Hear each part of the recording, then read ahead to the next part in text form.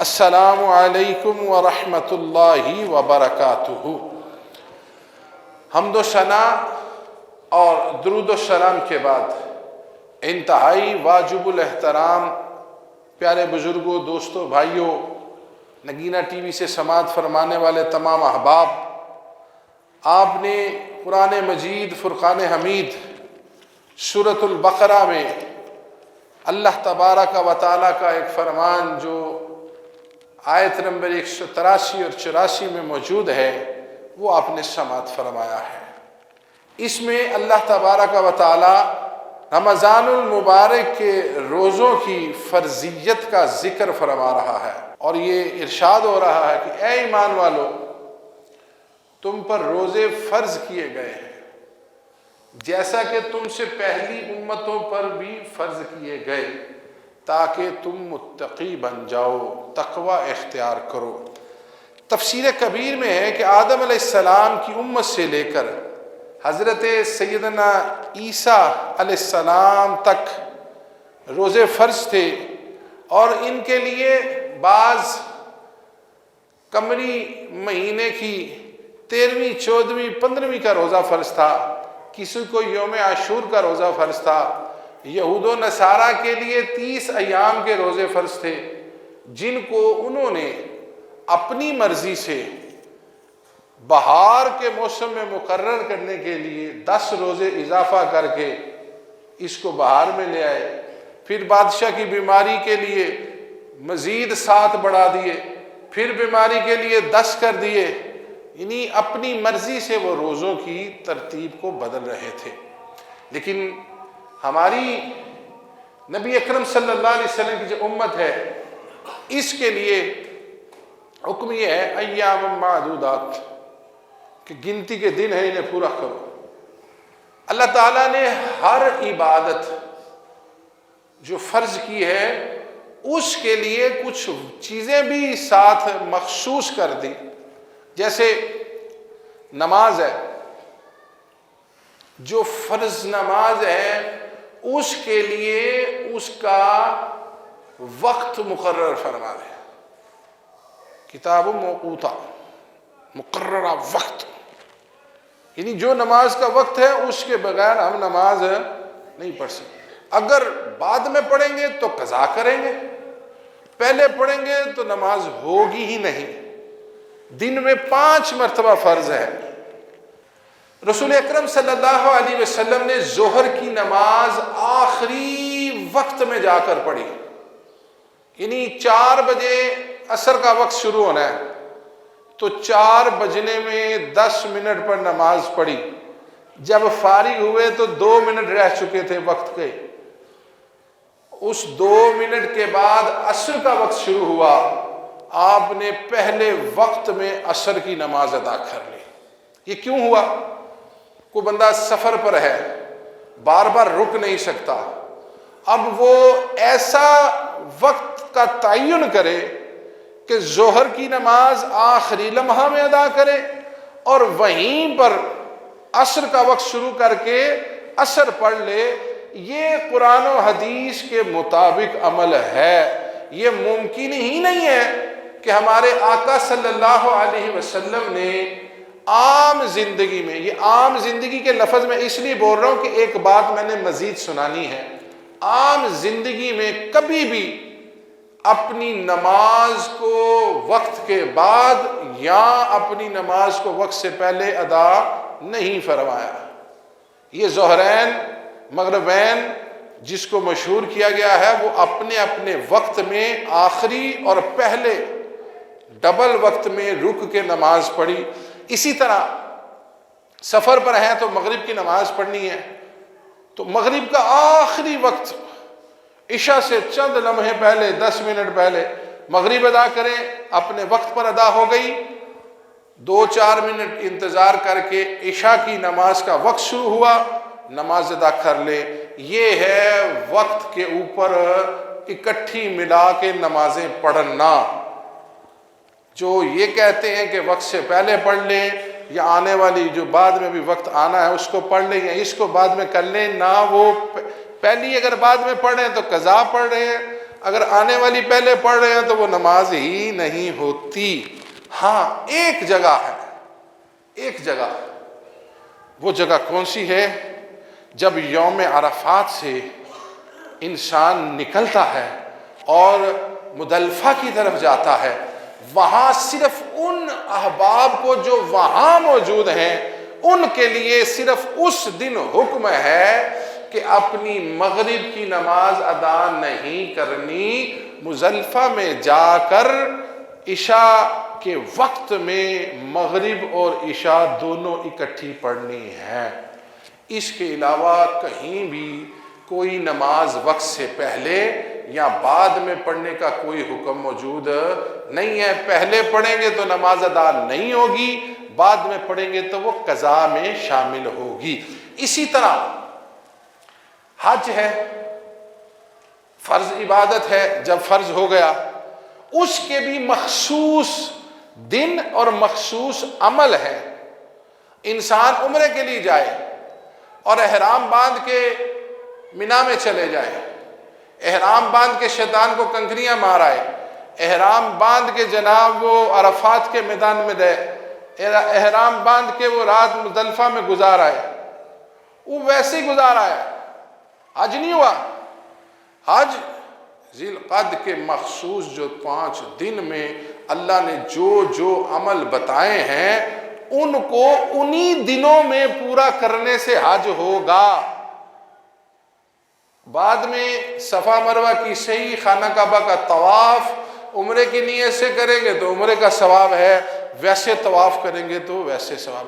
حج کی فرضیت اس کے دنوں میں مقررہ انداز میں پوری ہوتی ہے۔ اس کے بعد فرض ہے زکوٰۃ۔ یہ اللہ نے ایک مخصوص مال پر ایک سال کے دورانیے پر اس کو فرض کیا ہے۔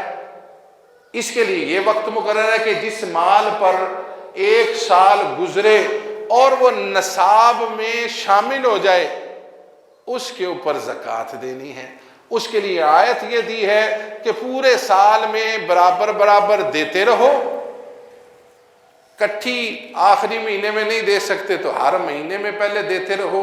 مثال کے طور پر ایک شخص اپنا حساب لگاتا ہے کہ میری سال کی زکوٰۃ 1,00,000 روپیہ بن جائے گی، وہ ہر مہینے 8,000 زکوٰۃ دے رہا ہے۔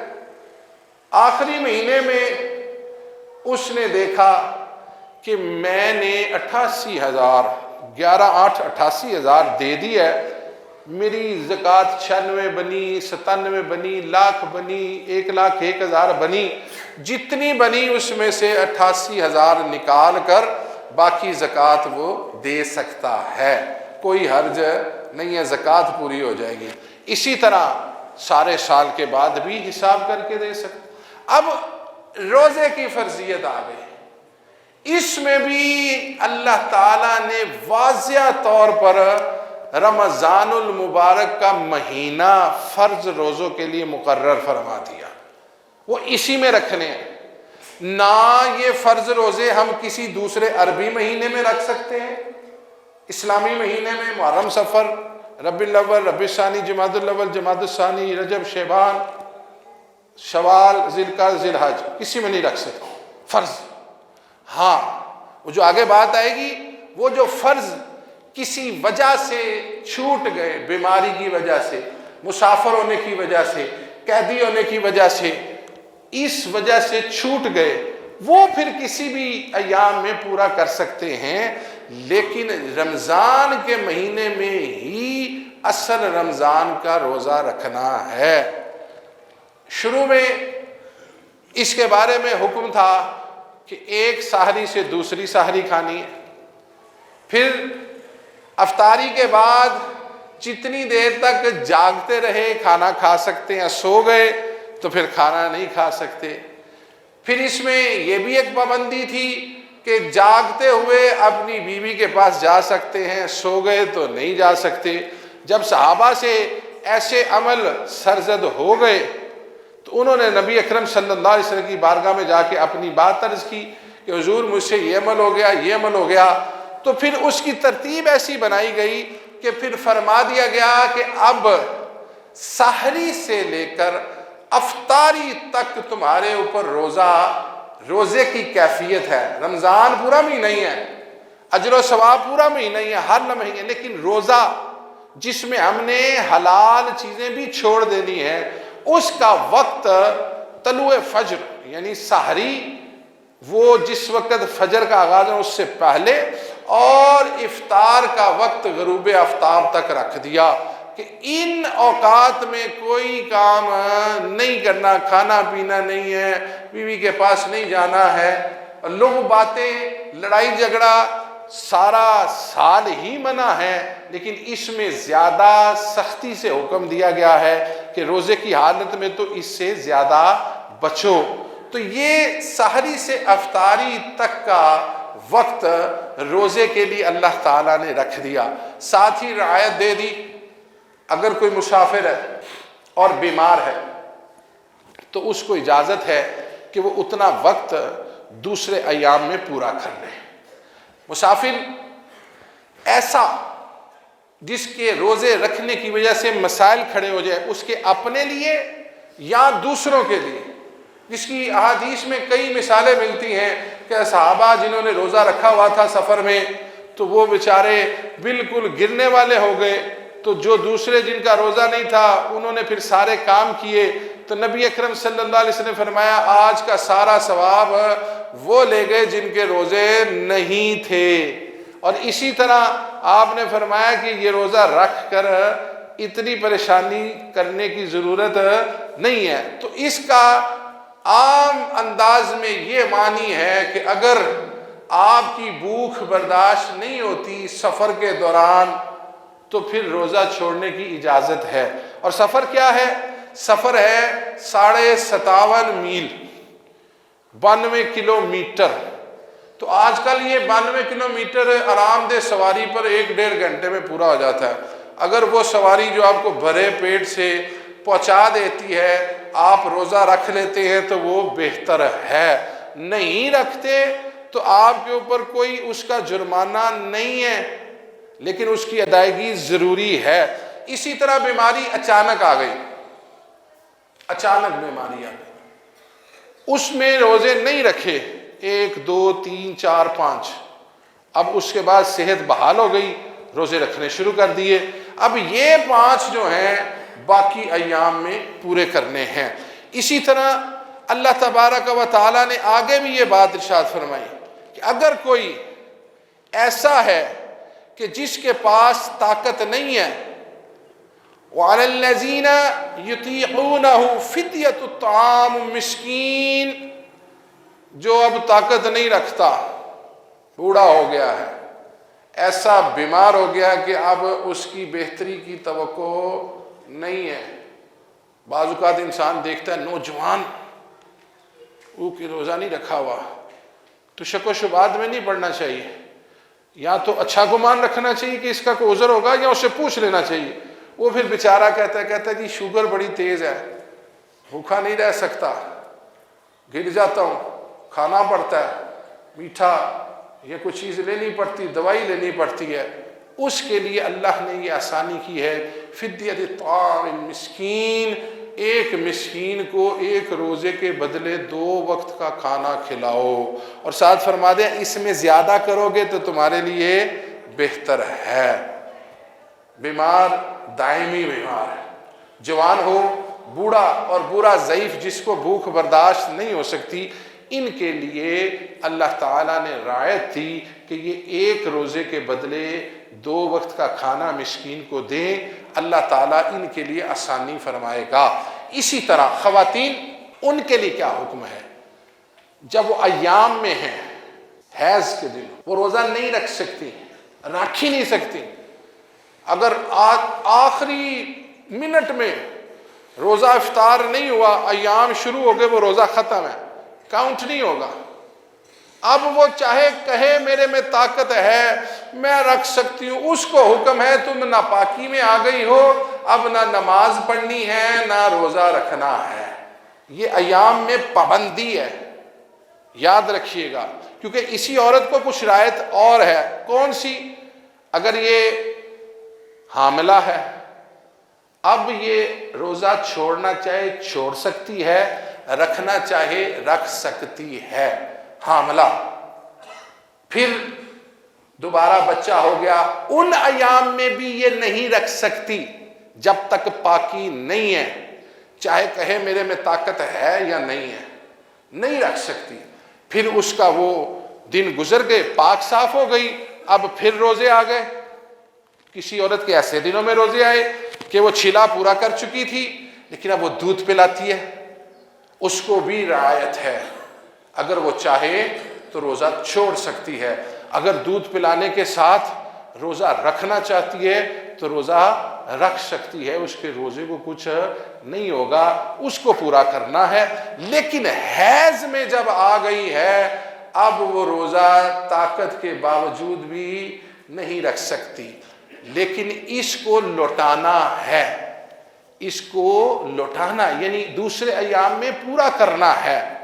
جس طرح نماز معاف ہے، روزہ معاف، روزہ نہیں معاف، کیونکہ نماز پورے مہینے میں 3، 5، 7 ایام کے لیے معاف ہے، وہ نہیں پڑھنی، لیکن روزہ سال میں ایک مرتبہ آتا ہے مہینے میں، اور ایک مرتبہ ہی ایام ہوتے ہیں مہینے میں، تو اس کے لیے کہا اس کو لوٹانا ہے۔ اب بعض عورتیں مسئلہ پوچھتی ہیں، کہتی ہیں جی 1، 2، 3 سال پریگننسی اور دودھ پلانے میں گزر گئے، روزہ نہیں رکھا، فدیہ دے دیں؟ فدیہ نہیں دے سکتی، اس کا روزہ ہی رکھنا ہے۔ بعض کہتے ہیں جی اگلے 3 سال کے بعد پھر بچہ ہو گیا، 3 سال اور گزر گئے، پھر 3 سال اور گزر گئے، پھر جتنے سال گزرتے ہیں جب تک طاقت ہے اس کا دوسرے ایام میں پورا کرنا ہی ضروری ہے۔ اس لیے جب جب طاقت ہو، وہ اس میں یہ نہیں ہے کہ سردی کے دن میں نہیں رکھنا یا گرمی کے دن میں نہیں رکھنا، جب اس عورت کو آسانی ہے، سردیوں میں ایام چھوٹے ہوتے ہیں، رکھ لے گی، اس کی قضا پوری ہو جائے گی۔ یہ اللہ نے کچھ رعایتیں دی ہیں جس کو ہر ایمان والے کے لیے پورا کرنا اس کے لیے بالکل جائز ہے، کوئی حرج نہیں ہے۔ اصل چیز یہ ہے کہ اس آنے والے مہینے کا تقوی حاصل کر لیا جائے، کیونکہ اس کے بعد جب یہ رکھیں گے لعلکم تتقون، یہ تمہارے متقی کرنے کے لیے رکھا ہے۔ اب متقی ہونا کیا ہے کہ روزہ رکھنے کے بعد برائیوں سے، بے حیائیوں سے، غلط کلام سے، لڑائی جھگڑے سے، لغو گفتگو سے، نظر کی برائی سے، زبان کی بد کلامی سے، کان کی بری سماعت سے، قدم کے برے جگہ جانے سے، ہاتھ کے غلط استعمال سے انسان اپنے آپ کو بچا لے۔ جب بچا لے گا تو اللہ تعالیٰ اس کو گناہوں سے پاک فرما دے گا۔ اللہ تعالیٰ ہم سب کو دین کا فہم نصیب فرمائے، ایمان والی زندگی اور خاتمہ بالایمان عطا فرمائے، آمین۔ السلام علیکم ورحمۃ اللہ وبرکاتہ۔